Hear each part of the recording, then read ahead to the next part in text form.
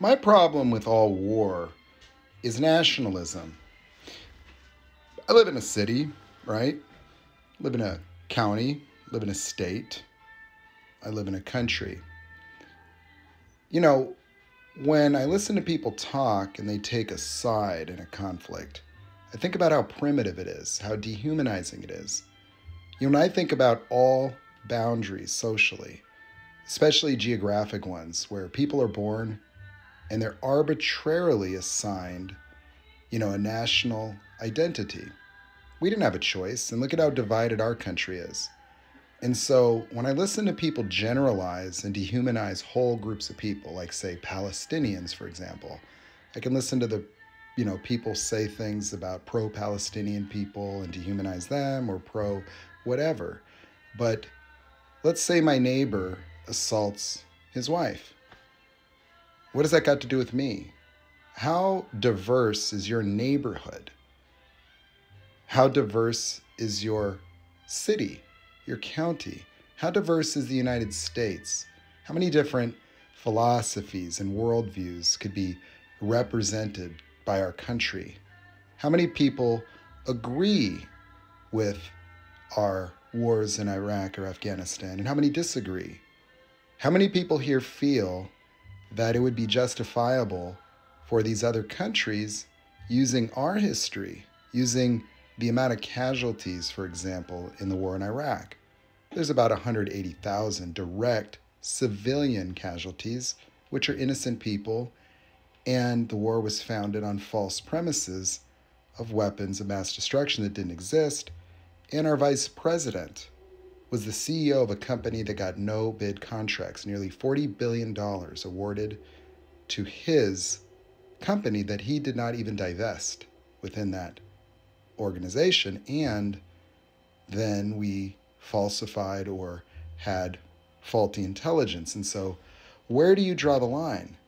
You see, that's the problem with ego, is that it dissociates itself from its own humanity and wants to individualize itself and entitle itself. And the entitlement of war is inhuman.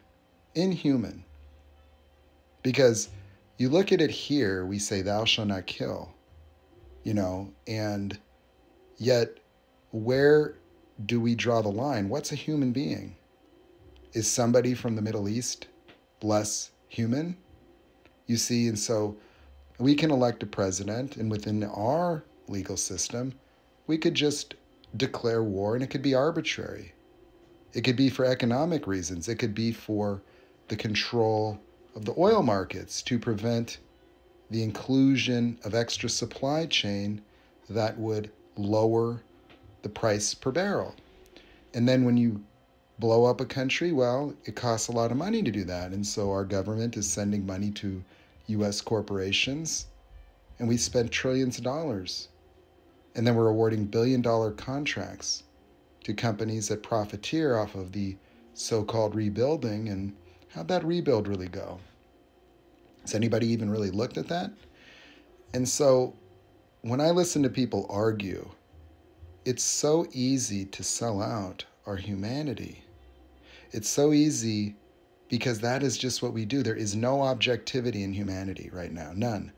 Everything that I needed to know about humanity, I learned at 15 years of age at a local school where I was playing pickup basketball with my older brother. You pick random teams, right? And I started to watch fights break out, arguments. And the one thing that I noticed was that how passionate people were, that they seemed to be so passionate about what they say happened. The ball would go out of bounds, and then there was an argument.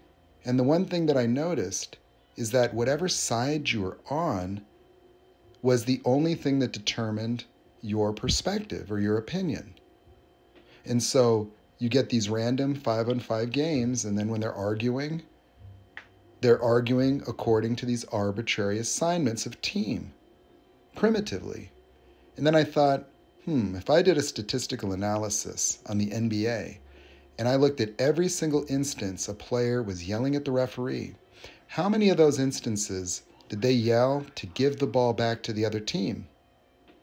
If they got a favorable call? Did they argue, or did they only argue based on what they wanted? And so the ego decides what real is. Your opinions are your subjective entitlement to define reality absent any need to observe it. And so we turn a blind eye to reality and always favor what it is we think we want. We form political affiliations and then unanimously oppose one another based on our own greed, our own needs, our own desires, in a black and white, ego-based fight-or-flight paradigm of limited humanity and cognitive power. And every single country is a document. Every single country is an example of mankind's arrogance and dominion, our entitlement, where we think it's our right to destroy our planet, our right to drop heavy munitions on one another, our right to do that.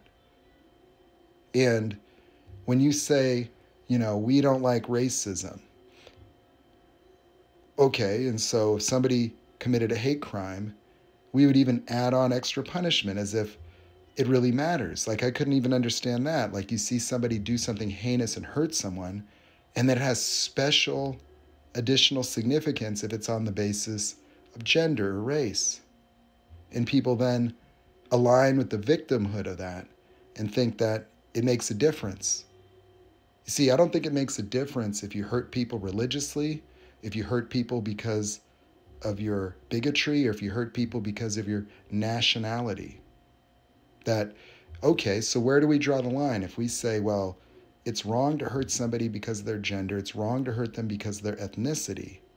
But then, when you just cross an arbitrary, imaginary line in the sand that we created from nothing, because pilgrims came to this great continent, and you know what we did to seize it entirely. And now I look at a country of people indoctrinated first into militarized workforces, forced into school legally, taxed the moment you start breathing air, and now we've got homeless people and everybody running on a treadmill that they'll never get off of. That you don't really own a property if you've got to pay rent to the government. And now Wells Fargo with $1 trillion of mortgages that they're servicing because they found a way to funnel your retirement money back into your escrow account and charge you more interest than you'll get paid on those mortgage-backed securities. And these government officials have literally just wired all of our money, 36 trillion negative, to all these corporations that profiteer. And so when there is no objectivity, and you're going to put oil money and you're going to put war money into the White House, and you're going to see the 13th Amendment used as cover for them to line up circus and tell you who Jesus wants us to believe is going to change everything. And as we straw man each other across these arbitrary political lines, conveniently consolidated into psychologically oriented tribal groups of total cognitive dissonance and group thinking, as we diffuse the responsibility of merely even understanding and humanizing people, where we don't really want to know the economic realities that drive migrant people here, because we're responsible, because our national and foreign policies were even put in motion before we would even create integration here, where we would unalive our civil rights leaders just for saying the table of brotherhood. And while we still talk about issues of race, as we still talk about issues of gender, as we still literally demonize immigrants and throw children in cages and have no tolerance simply because the existence of some people, like LGBT people, violates the narcissistic, entitled view of God that we think is so important. We got people praying to the Andromeda Galaxy and turning a total blind eye on humanity itself and willing to wreck and destroy this entire planet, where we've engineered doomsday. Within 25 minutes, Moscow and DC can be annihilated at any given moment of time from land-based intercontinental weapons. And that's the reality we live in. and it's unbelievable.